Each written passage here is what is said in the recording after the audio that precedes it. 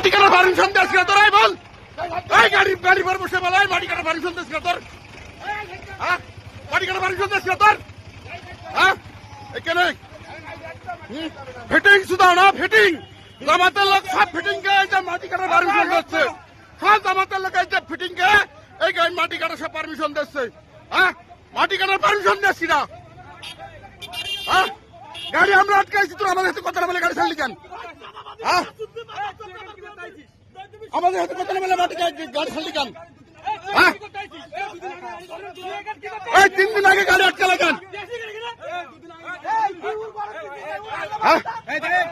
তুমি এসে গাড়ি ছাড়লে কেন, তুমি এসে এখানে কিছু না জানে গাড়ি ছাড়লে কেন, তুমি এসে গাড়ি ছাড়লে কেন, হ্যাঁ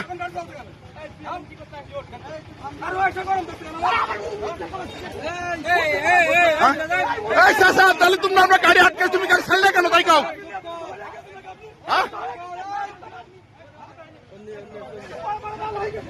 গাড়ি যখন তোমরা আটকালে 3 দিন আগে, তাহলে এই গাড়ি আবার কিভাবে চলে, হ্যাঁ কিভাবে চলছে গাড়ি, হ্যাঁ ডাইরেক্ট ফিরোজ এসে গাড়ি আটকেছে, ডাইরেক্ট ফিরোজ এসে গাড়ি আটকেছে, ডাইরেক্ট ফিরোজ এসে গাড়ি আটকেছে, আমরা বলেছি ঠিক আছে গাড়ি আটকেছে, অবৈধ জিনিস চলছে বন্ধ করে দিন, ভেরি গুড, আমরা কেউ বাধা দিইনি, সেই গাড়ি আবার কিভাবে চলে আজ 2 দিন,